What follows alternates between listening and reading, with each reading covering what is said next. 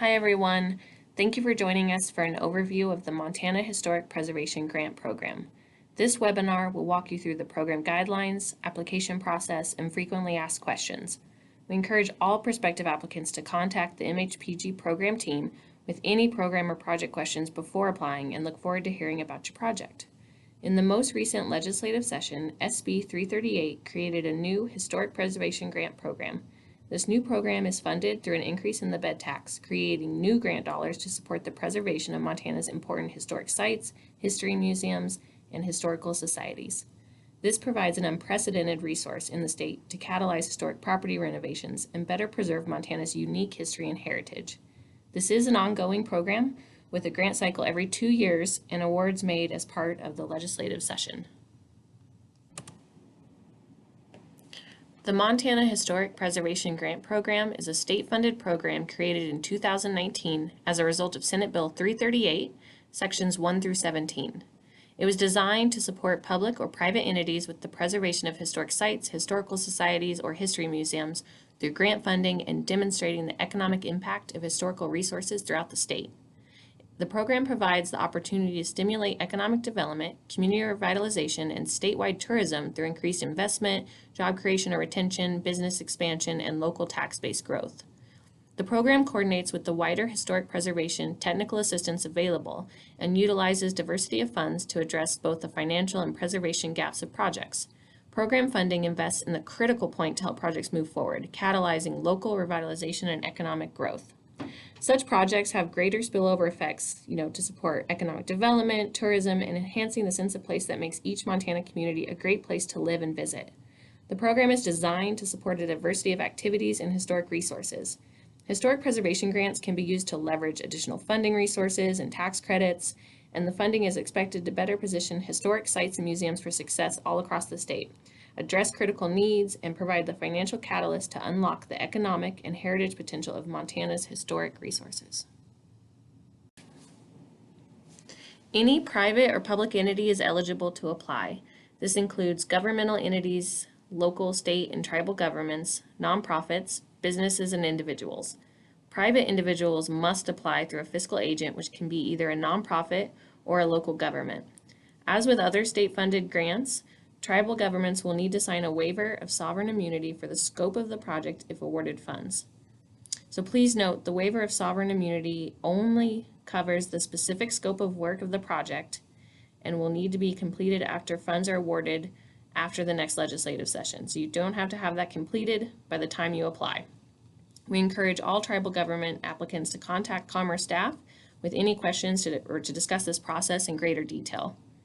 Businesses that are formed as a separate legal entity, such as an LLC or corporation, are eligible to apply and do not require a fiscal agent.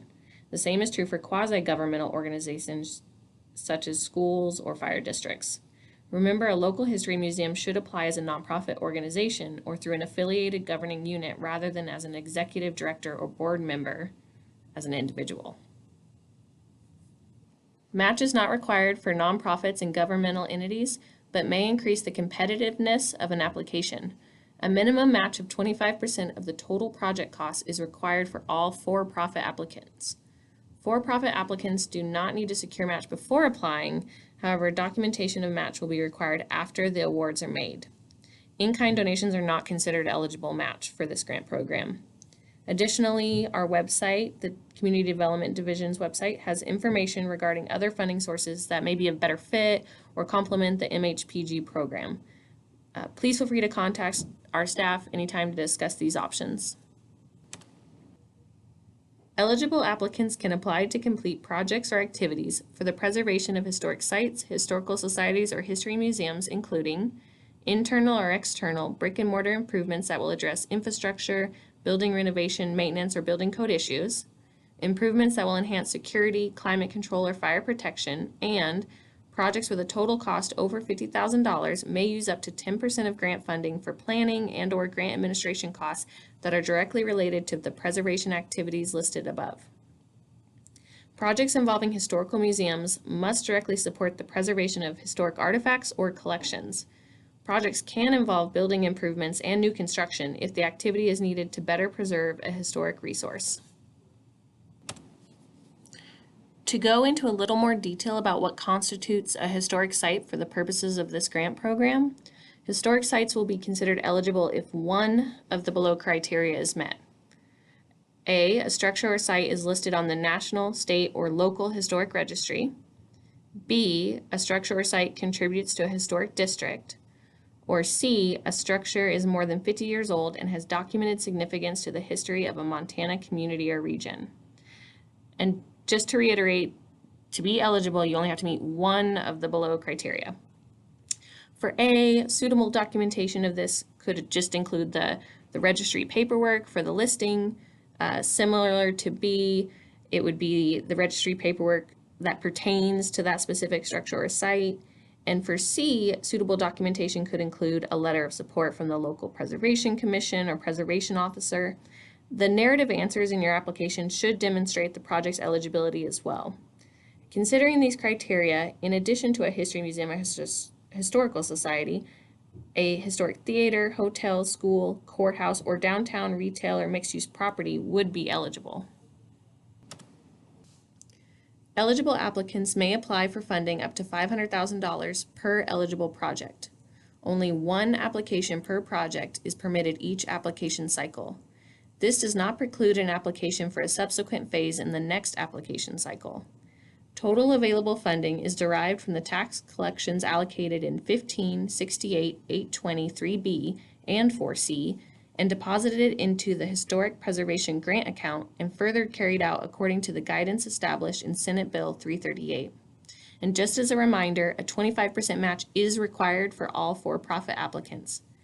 Match is not required for nonprofits and governmental entities, but may increase the competitiveness of an application. Applications are due February 28, 2020, and must have the following MHPG application information: Appendix A, including the responses to the statutory criteria; Appendix B, the completed environmental review forms, and any associated documents you may have. One hard copy and one electronic copy of the MHPG application, any relevant information, and associated documents must be postmarked or delivered on or before the application due date to our address here listed on the webinar. It is preferable that the electronic copy of the application information and documents be transmitted via our file transfer system with the link noted here. With respect to the limited time before the due date, there is an extended deadline of May 1st, 2020 for submission of the complete environmental review. So feel free to get us all the application documentation and materials by February 28th, and then you have a little extra time to complete that environmental review if you haven't yet. Documents received after the due date will not be considered, besides the environmental review. And once applications are received, Commerce, in collaboration with the State Historic Preservation Office and the Tourism Advisory Council, will review and rank applications. We then will send recommendations to the Montana State Legislature for the 2021 session. We at Commerce have no decision-making authority, and the legislature will make the ultimate determinations about which projects are awarded funds. Please remember to include photographs that detail and clearly convey the deficiency and any work that's going to be taking place as proposed in the application. If available, please also include any other supporting documents such as the plans, architectural reports, feasibility studies, engineering documents, or design documents. While none of these are required, reports, if you have them, if they're available, they help to provide important information and context for the project. Awards will be made during the 2021 legislative session, and awarded applicants may begin to incur project costs after the bill that includes when the project has become law. Awarded applicants will need to complete startup conditions, which include the execution of a contract with Commerce, and then may begin project activities. In developing the scope and timeline of your project in your grant application, consider that award timeline will involve approximately 15 months between when applications are due and award decisions are made. This may influence your project priorities and timing for any leveraged funds. Some good examples of potential eligible projects include: a small local history museum requires roof repairs, ADA facility upgrades, collection shelving, window repair and replacement, and a climate control system for exhibit storage. The The museum is taking steps towards implementing a strategy created by a volunteer board of directors that will more prominently position the organization in the region, coordinate interpretation with other history institutions, and expand visitation through local municipal partnerships. The museum has been fundraising and uses local funds as match, even though a match is not required for them. The application notes that requested funds will help the institution to expedite its in-house strategic plan and allow it to address key facility needs. The improvements allow the museum to better preserve and display its collection and reduces energy costs, which free up funds for long-term operation and maintenance of the museum. An example of a project for a nonprofit would be where a nonprofit historical society's building is listed on the National Register of Historic Places and requires critical roof repairs to prevent further damage. The society has difficulty maintaining the building, which is underutilized space requiring substantial repairs to make it usable. The society and community are working to increase use of the building and to generate sustainable, long-term funding solutions for continued improvement and maintenance. The Historical Society applies for a grant to address the most critical building deficiencies and additional funds to complete a preliminary architectural report, or PAR, to determine a financially feasible rehabilitation option. Historical Society funds and a grant from a private foundation contribute towards match and will ensure adequate funding for a quality study of the building. The project has addressed immediate building issues, developed a feasible strategy for the long-term viability of the building, and the Historical Society becomes better positioned to secure other funding and prioritize subsequent improvements. An example in the case of an individual coming in would be if a private owner of a vacant building listed on the National Register of Historic Places has been investing significant funds over the last few months into the rehabilitation of a large two-story structure using the federal and state historic tax credits. In order to maintain the historic significance of the structure, the owner intends to find materials that best match the original windows and will incur slightly more expenses than originally anticipated. The owner works with the town to apply to request an amount that augments these extra expenses and allows for the purchase and crafting of authentic window treatments for the building. This example project clearly demonstrates economic impact as it's activating a previously vacant building. It has had significant investment into the project, and it also clearly demonstrates historic integrity through its use of authentic materials and the utilization of the historic tax credits. An example for a business would be if they have recently purchased a historic building constructed 85 years ago, but not listed on the National Register of Historic Places. The business has plans for a mixed-use renovation, but grant funding is needed for the project to be feasible and maintain the historic integrity of the building. After consulting with the local historic preservation officer and the state historic preservation office, the building is deemed significant and eligible for the National Register. The business applies for funds to completely address the building's most immediate deficiencies and to complete a National Register nomination and listing process. Letters of support in the application were included from the State Historic Preservation Office. The grant has stabilized the building, enabling the owner to leverage historic tax credits to complete the rehabilitation project. The total project, once completed, will provide needed retail and housing, support economic vitality in the historic downtown, and the application demonstrates the historic significance and created high economic impact in the community. In our last example, we have a historic site that has high potential as a heritage tourism attraction, but has safety and accessibility issues that limits public access. With the aid of an MHPG grant, a local historic site is able to renovate and stabilize the structure and improve their grounds. These improvements are complemented with interpretive displays, media promotion, and staffing hours for guided tours funded through other sources. As a result, the historic site is open to the public and becomes an important tourism and educational asset, contributing to the economic vitality and awareness of local heritage. Increased visitation supports local businesses, and visitor donations help to finance continued improvements and maintenance of the site. And now to go over the selection process for the grants. Commerce staff has no decision-making authority over any application and only provides recommendations to the legislature that are advisory. Commerce will present recommendations to the legislature by the 15th day of the regular legislative session, and then the legislature will make the final funding decisions. To prepare the recommendations, Commerce will review all applications in consultation with the Tourism Advisory Council and the State Historic Preservation Office before they are submitted to the legislature. Commerce may take additional information into account based upon Commerce's or other agencies' knowledge about a proposed project or community in the scoring of an application. Commerce staff will review applications based on the extent to which the proposed project relates to each of the 6 statutory criteria found in SB 338 and the application guidelines. To facilitate Commerce's review, applications should be organized according to the appendix format outlined in the application submission section of the guidelines. The applicant may not submit any additional information after the application deadline unless requested by Commerce staff or as a part of the environmental review process, or in order to clarify information already presented in the application.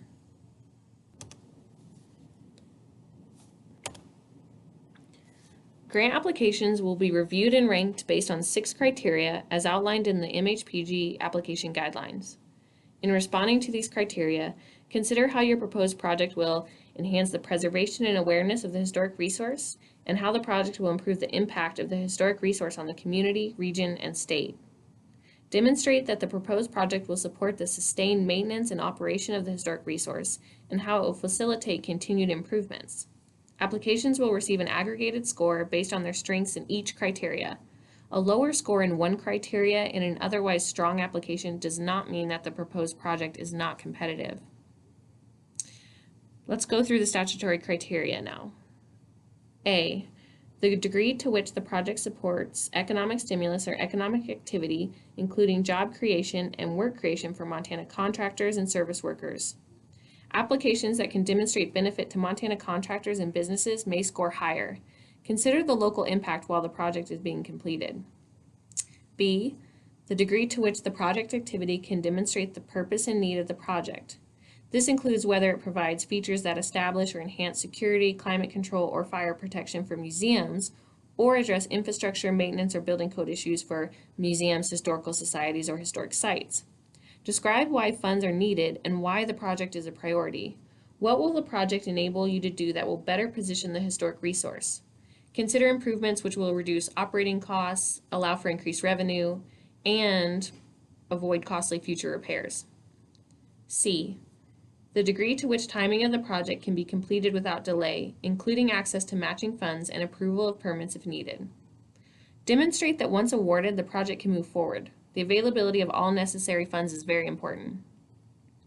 D, the degree to which the project activity contributes historic or heritage value related to the state of Montana.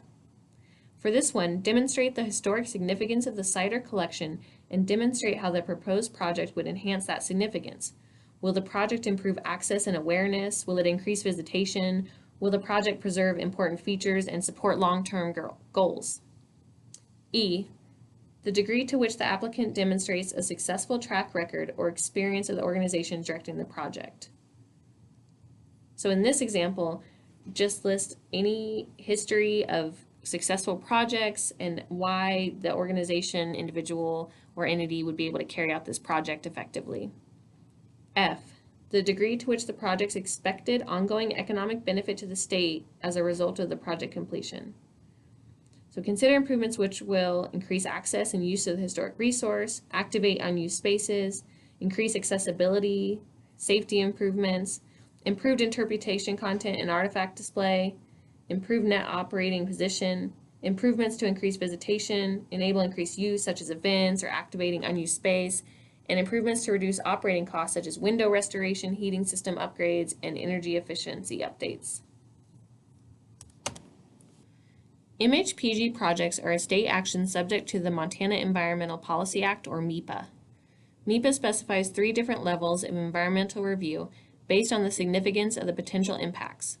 1, exempt or excluded from MEPA review. 2, environmental assessment. Or 3, environmental impact statements. Due to the nature of the project types, most MHPG grant projects may fall under exempt or excluded. All applicants must follow the environmental review process to determine a finding level, discuss the project and finding level at a public meeting, and make a final determination. And we'll walk through all those steps in a minute. Projects seldom require an EIS, and if this level is anticipated, it is recommended that applicants contact Commerce staff immediately, as an EIS may include additional steps in time that have not been discussed here. The environmental review process is outlined as follows. Step 1 is to designate an environmental certifying officer. For local governments, this would be the chief executive officer. For businesses or nonprofits, this would be the owner, CEO, or executive director, respectively. This individual will be responsible for ensuring the environmental review is completed and for signing the final environmental determination. An authorized representative may complete the environmental review process so long as the environmental certifying officer signs all relevant documents. Step 2 is to determine and review the proposed scope of work. So in this step, you'll need to clearly define the proposed scope of work for the proposed project and the activities involved, such as exterior repointing, climate or security system installation, roof replacement, etc. Considering the larger effects of the entire project, not just the portion for which MHPG funds would be directed. For example, an application for the climate control systems for museum expansion should consider the potential environmental impacts of the new construction. Identify any agencies or groups which may have a vested interest in the project or for whom any licenses or permits are required. Step 3 is to determine if the project is considered exempt from MEPA review under ARMS 8.2.3045, and there is a list of this within our application guidelines. To go into if a project could potentially be exempt or not in a little more detail, projects listed as statutorily or categorically exempt from MEPA review are not required to complete an environmental assessment, and so do not need to complete the environmental checklist, which is our Appendix B2. If a typically exempt activity may cause significant public controversy related to its effect on the human environment, or it may affect sensitive cultural or environmental resources, proceeding with an environmental assessment is advised. So some typical activities which could be considered exempt include administrative actions such as routine clerical or similar functions, administrative procurement, contracts for consulting services, or personnel actions. Minor repairs, operations, and maintenance of existing equipment or facilities. Projects that involve only minor repairs or rehabilitation to an existing facility, including functional replacement of an existing facility or facility components. And projects which are not listed as exempt under ARM 8.2.3045 require an environmental assessment and the environmental checklist Appendix B2 in our guidelines. Step 4 is to proceed with the public process. All applicants must hold a public meeting regardless of the expected level of review. Public involvement is an important part of the environmental review process. The meeting can be a standalone event or included on the agenda of another meeting, such as a council or board meeting, or a public presentation about the proposed project. It's important that the public is made aware of the meeting and has a reasonable opportunity to attend. Some things to help with that process: there needs to be an advertisement of the meeting.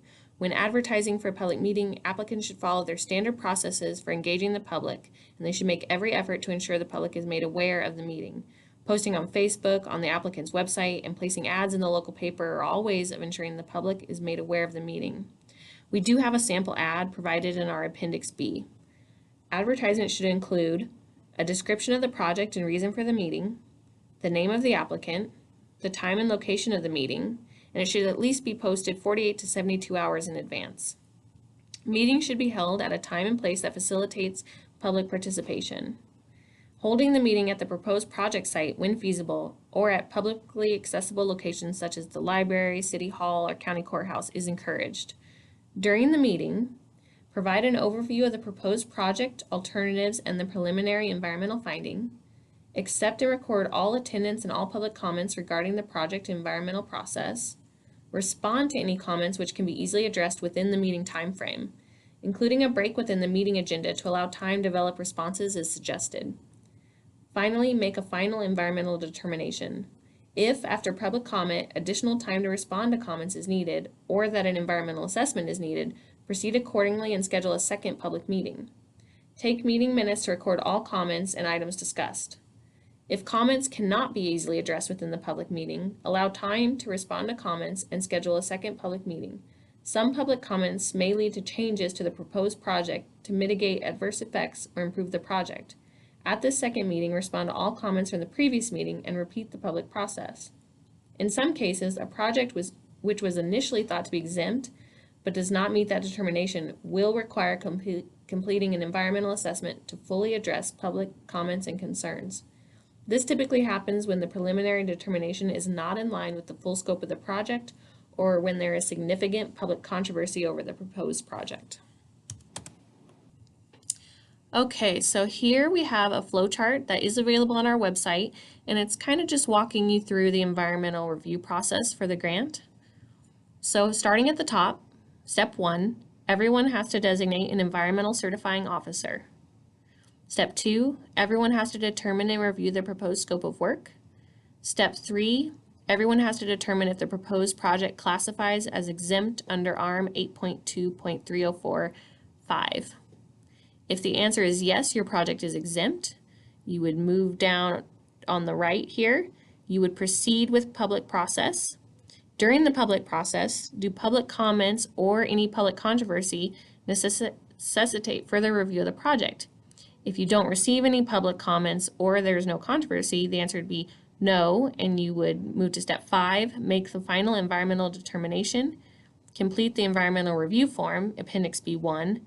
The environmental certifying officer would sign the resolution certifying the environmental determination, and you would submit all environmental documents to Commerce with the application on or before May 1st, 2020.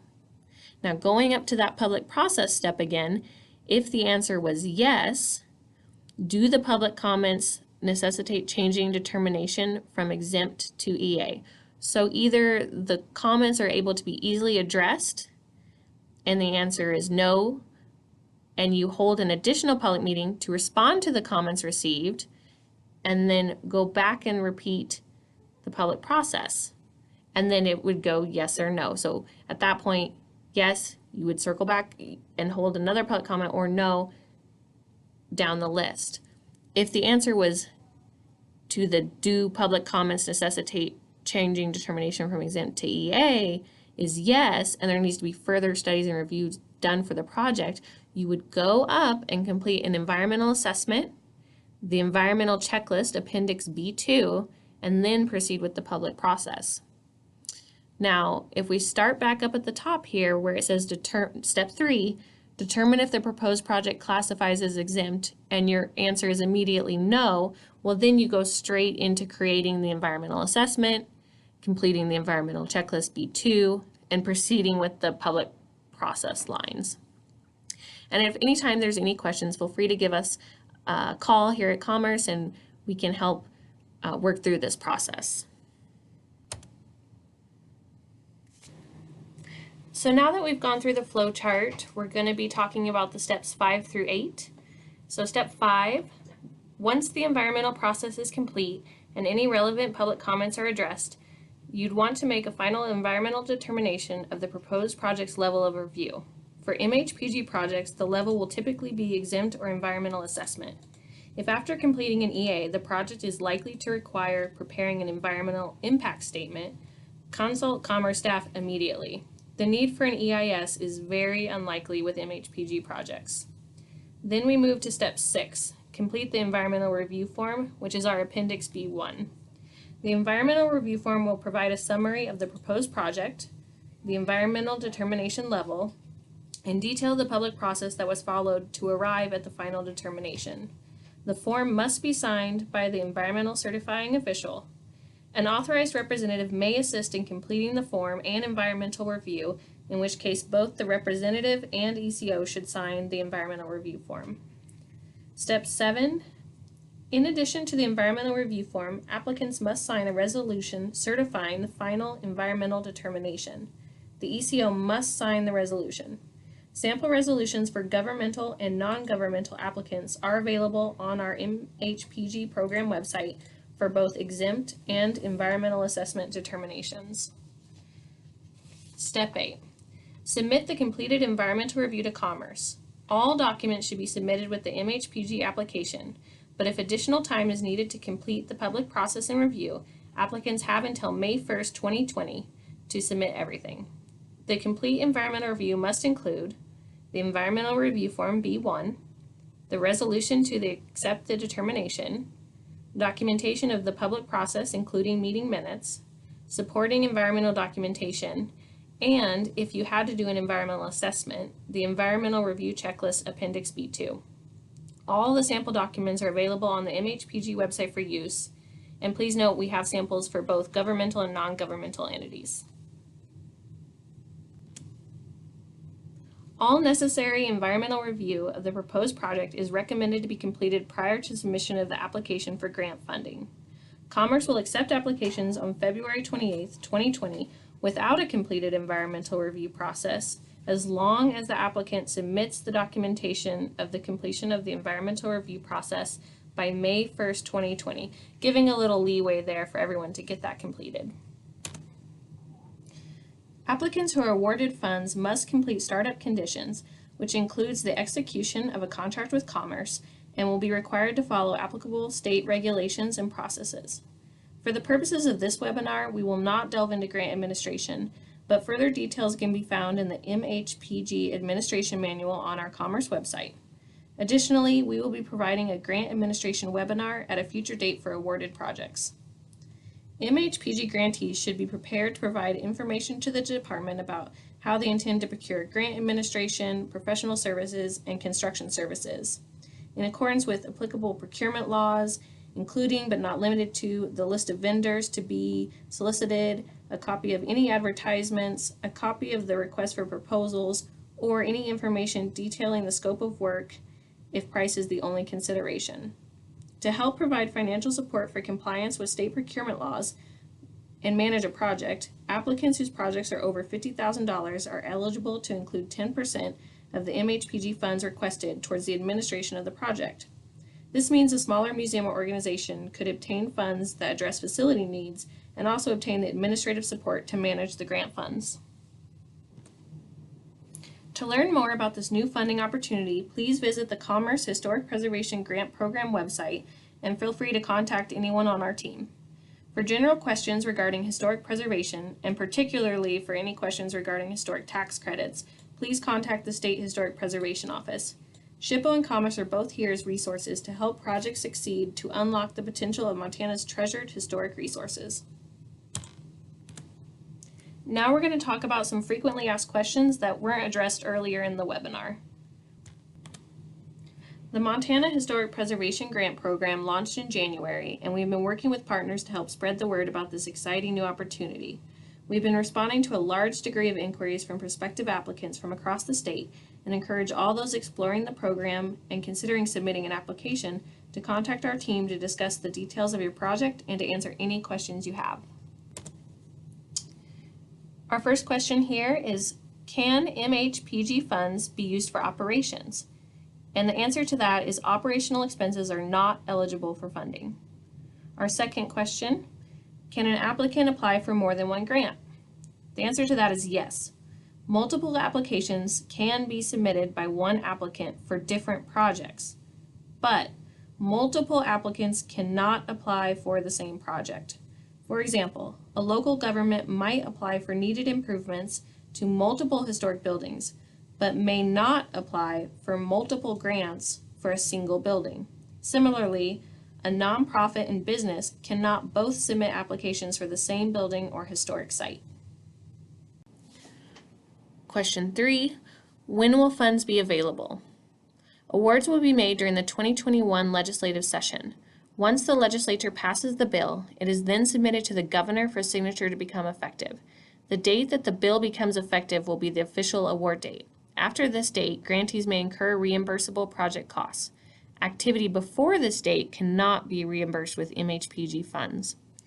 And to add to this one, we've gotten some questions about why everything says the biennium 2023, and the answer to that is the last year in the biennium is how it is named.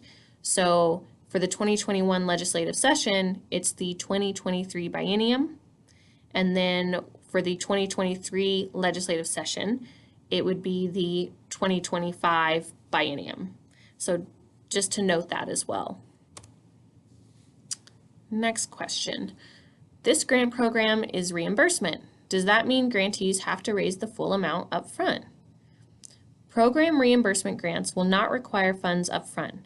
Project funds are dispersed by submitting draw requests and applicable invoices to our office for processing. Projects may have multiple draw requests depending on the project size, timeline, and budget. Typically, invoices require payment within 30 days, allowing time for grantees to request funds from Commerce before the invoice is due. While we do request 15 days to process such draws, our team recognizes the need to expedite such requests as quickly as possible. Our team will be in regular communication with each grant awardee and/or administrator throughout the startup process, draw requests, and closeout process.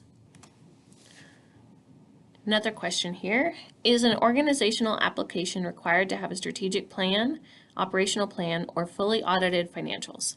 And the answer to this one is that organizations are not required to conduct strategic plans, operating plans, or fully audited financials to be eligible or competitive for grant funding in the program.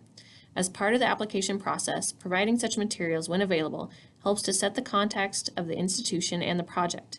Applicants should feel comfortable submitting any plans created, whether that be a more succinct but board-created annual strategy or a full-scale strategic plan. If a plan is not available, then an organization can articulate its goals in response to the application questions. If you have historic preservation questions specifically, tax credits, etc., like we talked about previously, please contact the State Historic Preservation Office, and their contact information is listed here for you. If you have any questions about the Montana Historic Preservation Grant Program or anything talked about in this webinar, the application, the guidelines, things like that, please contact the Community and Economic Vitality Program here at the Department of Commerce, and our contact information is here as well. And thank you for joining us on the Montana Historic Preservation Grant Program webinar.